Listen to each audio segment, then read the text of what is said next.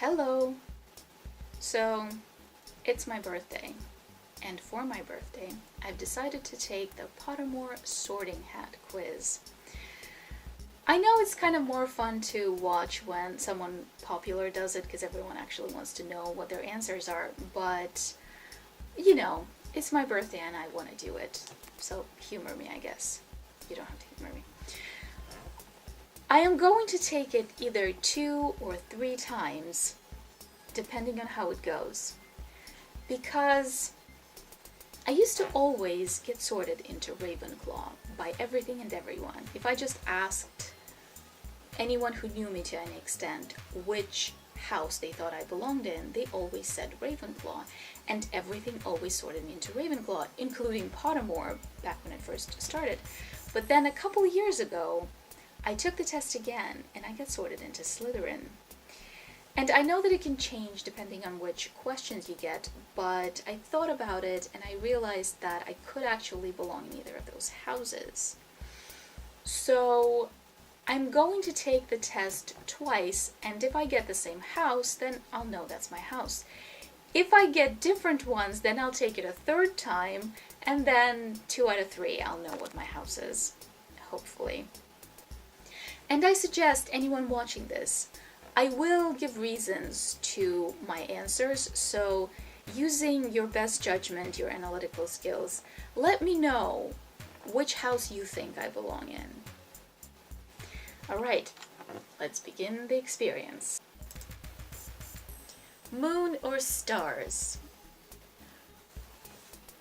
There are many stars, but there is one moon, so I'm going with moon. A muggle confronts you and says that they are sure you are a witch or wizard. Do you ask what makes them think so?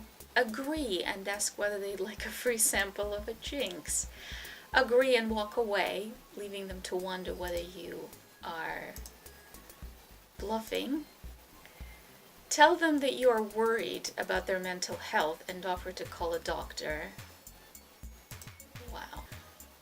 Okay, I am going to say agree and walk away, leaving them to wonder, because I wouldn't deny it, because it's in this universe true, but I also wouldn't be rude about it or whatever. I'd just say yep and walk away. If you were attending Hogwarts, which pet would you choose to take with you? Tabby cat, Siamese cat, ginger cat, black cat, white cat, tawny owl, screech owl, brown owl, snowy owl, barn owl, common toad, natterjack toad, dragon toad, harlequin toad. Didn't know there were so many types of toads. Three-toed tree toad.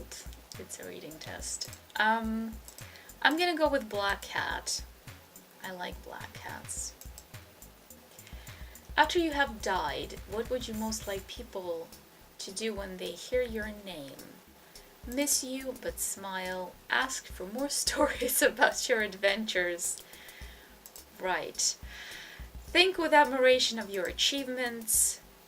Don't care what they think about me when I'm dead, it's what they think of me while I'm alive that counts. I'd like them to think with admiration of my achievements. It's bullshit, but that's what I would want. Which would you rather be? Envied, imitated, trusted, praised, liked, or feared? Well, I don't really want to be feared, because that's kind of a negative emotion. I feel like envied is also a negative. Nothing wrong with negative emotions, but I don't handle. Well, I guess I do handle being disliked relatively well, but I don't want to, choose to, have to be disliked in some way. Imitated is a good one, because that means people want to be like you, and I kind of want that, to be honest.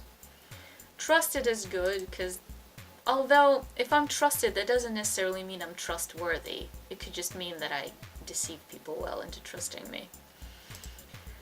praised or liked? Praised, I do like praise, honestly, because I didn't get enough of it as a child, or whatever. Liked, I do want to be liked. I'd say it's either liked or imitated, because I want people to admire me so much that they would want to be like me. Although other people trying to be like me would also probably be kind of weird.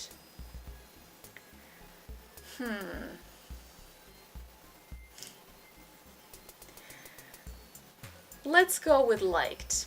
I know it's kind of boring, but I feel like it's a really simple, genuine emotion that's not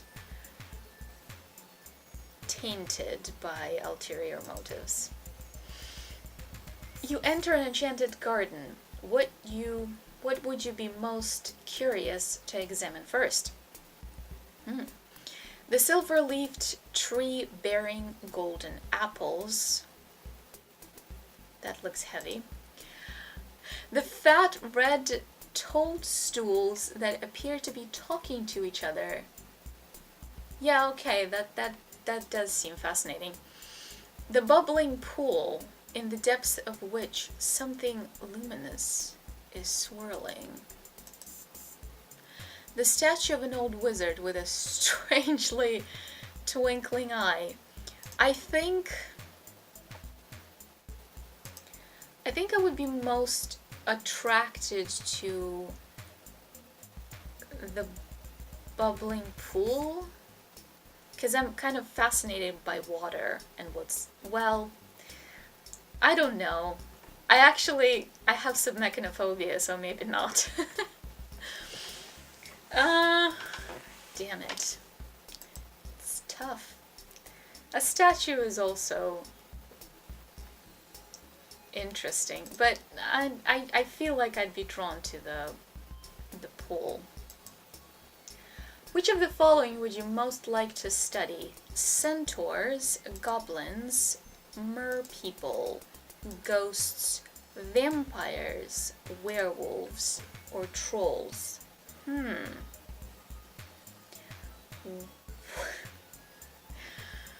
Alright. Maybe ghosts? Because I feel like ghosts could be any species. Because, well, I guess it depends on what you think a ghost is, but like if we think of ghosts as some kind of representation of afterlife, and ghosts could be a ghost of a centaur, or a ghost of a troll, and so on. It could be any species, so I'm gonna go with ghosts. Left to right. Left. Ravenclaw! There we go! My favorite, well, I don't know if it's my favorite, but it's the one that I was sorted in consistently for like, I don't want to say most of my life, because I don't, I'm quite old. Ravenclaw, good. Now I am going to do it again. See you in a moment. And we're back. And I'm going to take it a second time. Maybe that defeats the purpose. I don't know. I know some people feel like whatever you were sorted into on the first try is what you should stick with. But then I know there are also people who have taken it like 15 times, so I'm just curious. I know that there is a test that has like all the questions, but I don't know, I feel like this is kind of more fun. So let's do it again. Dawn or dusk? Dusk, because I like nighttime and I would prefer to be going into night than into day. If you were attending Hogwarts, which pet would you take with you? This I have already answered. Where is my black cat? There it is.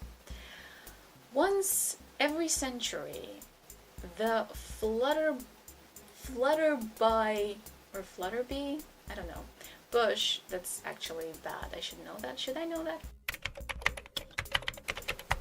Once every century, the flutterby bush produces flowers that adapt their scent to attract the unwary. If it lured you, what would it smell of? A crackling log fire, the sea, fresh parchment, home. What does home smell like? I remember I once saw a website that had candles that smelled like different states, and Maine smelled like pine or something. Okay, I do like the sea, but no, I think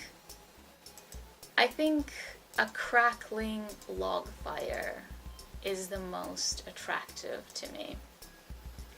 Which of the following do you find most difficult to deal with? Hunger, cold, loneliness, boredom, being ignored. Not hunger. I actually deal pretty well with that. Cold, I hate cold, but I've lived in cold climates my entire life, basically, so I've kind of learned to deal with cold. I do hate it, though.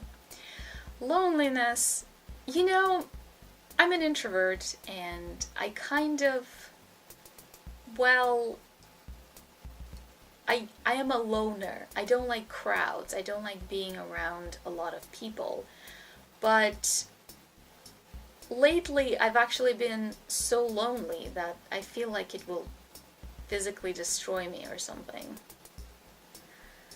Although I also sometimes I want to be alone, but I can't be, which kind of makes my loneliness worse, because I deal with loneliness better on my own, I guess, than around someone that I don't want to be around. Does that make sense?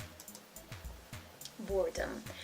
I do hate boredom, but I also, my mind, it resents stagnation, but it's also pretty active, so I can generally occupy myself with just my thoughts pretty well.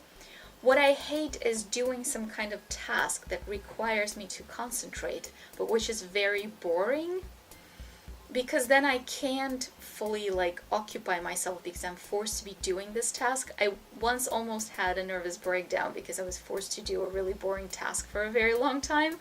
That's horrible, but I feel like maybe they mean more like when you don't have anything to do.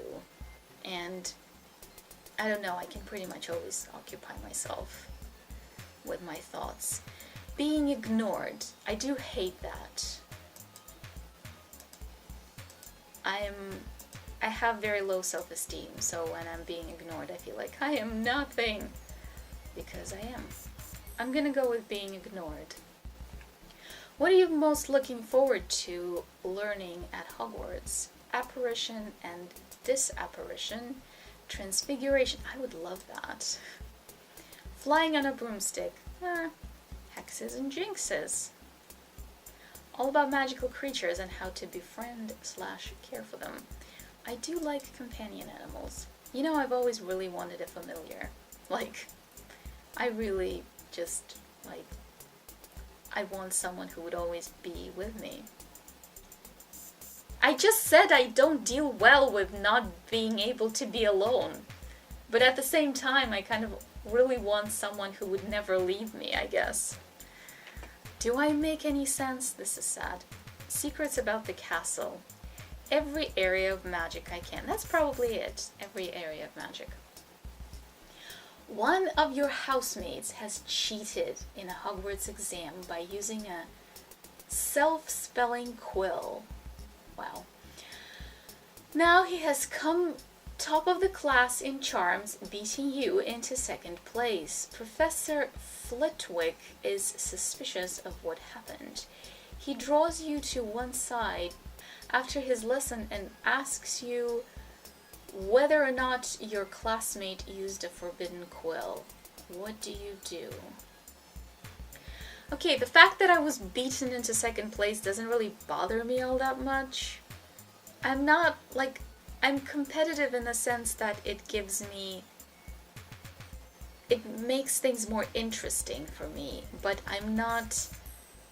I like competing against myself more, to like beat my own high score, so to speak, or literally. But I would happily like let other people win, because like if my friend wins, I'll be happier than if I win, because I'm like happier for my friend. But in this situation, I lie and say you don't know, but hope that somebody else tells Professor the truth. I wouldn't lie. I don't think so. Tell Professor Flitwick that he ought to ask your classmate, and resolve to tell your classmate that if he doesn't tell the truth, you will. Tell the professor the truth.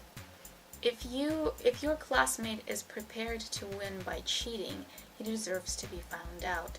Also, as you are both in the same house, any points he loses will be regained by you for coming first in his place. No. You would not wait to be asked to tell Professor Flitwick the truth. You knew that somebody was using a forbidden quill. You would tell the professor before the exam started. Huh. Okay, I don't like when people cheat, but I don't think I would necessarily go tell on them right away.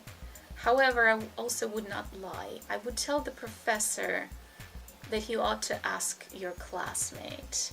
Like, I would say, don't talk to me, talk to them. This is like, don't put me in a position where I have to either lie or tell on my friend. So, or maybe not friend, but regardless, somebody else in my house. I would tell the professor to go ask the classmate. Heads or tails? Tails. Slytherin!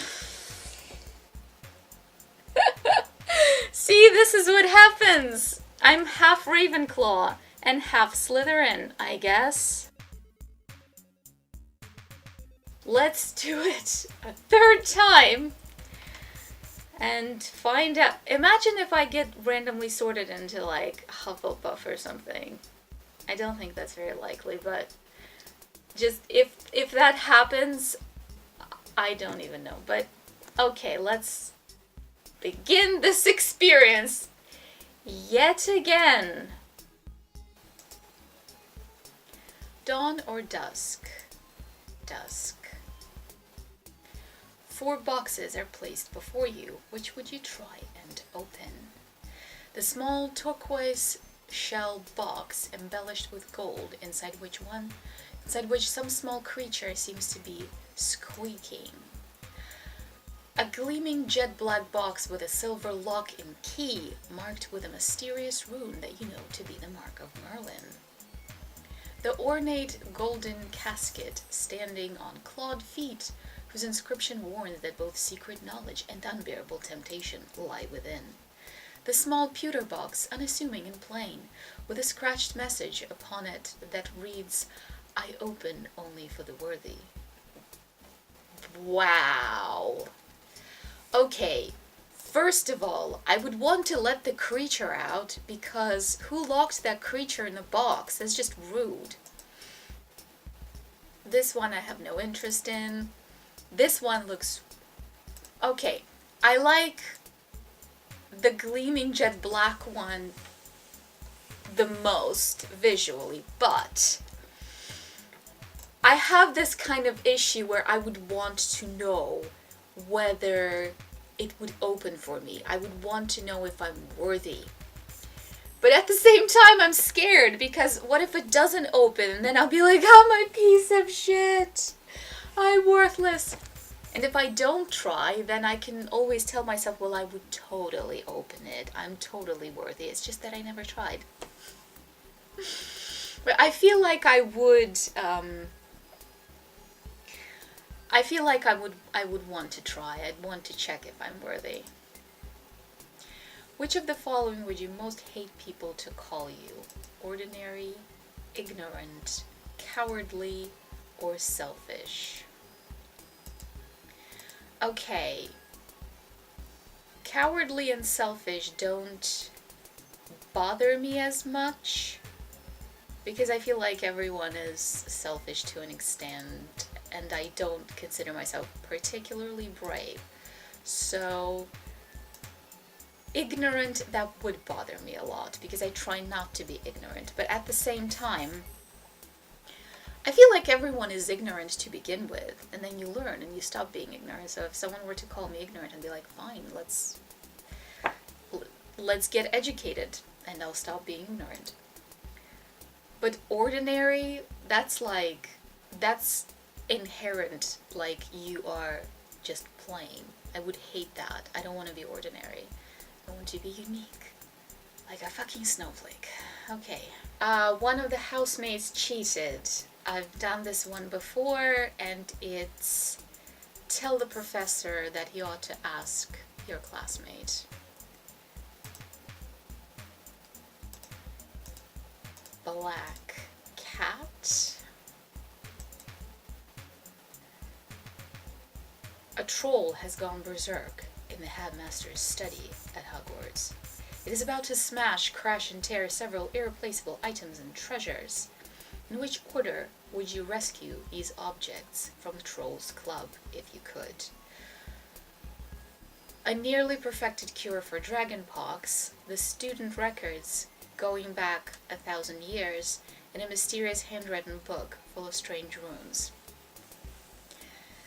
Okay, I would save the medication first, and then runes, because that could be anything, that could be really useful. And then student books, because I feel like that doesn't really matter much. Yeah, this one. Which of the following would you most like to study? Ghosts? Heads or tails? Tails. What? No! What? That has never happened before! What the... How? Are you kidding me? That has never happened before. I really thought that if I took it 3 times, then at least I would get one of the houses the second time, and then I would at least know. But this has never happened before. I guess this is proof that you shouldn't take it more than once. I'm sorry, but I really don't identify with Gryffindor. I don't think it fits my personality at all. So I'm still going with either Slytherin or Ravenclaw, but I'm still not sure which one. I have a fucking scarf though, hold on. I have a Ravenclaw scarf. What do I do with that now? Huh? Pottermore? Tell me what you think I am, based on my answers. Just, you know, help me out here. Maybe I just don't belong anywhere. Well, that's lovely. The worst thing about this is that I used to really identify with Ravenclaw. Like, I really felt like I belonged there, you know? And now I'm not sure about anything. I mean, I feel like I'm most belong to Ravenclaw because I love learning. Like, learning is one of my favorite things in life. But I'm also not much of an academic learner. Like, I just like information. I don't care about grades or academic career, academic progression, that kind of thing. I just like knowledge and information. But I suppose that's not necessarily against Ravenclaw features. With Slytherin, I feel like they're strategists, which is what is very much applicable to me. Gryffindor, I'm sorry, I don't identify with Gryffindor at all. Maybe I'm just somewhere in between. Slitherclaw, the horrible hybrid. But maybe some people just fit in two houses, I don't know, because I do see some people saying that, like, they're somewhere between. Oh well. Next year, Patronus, if I live that long. Thank you for watching.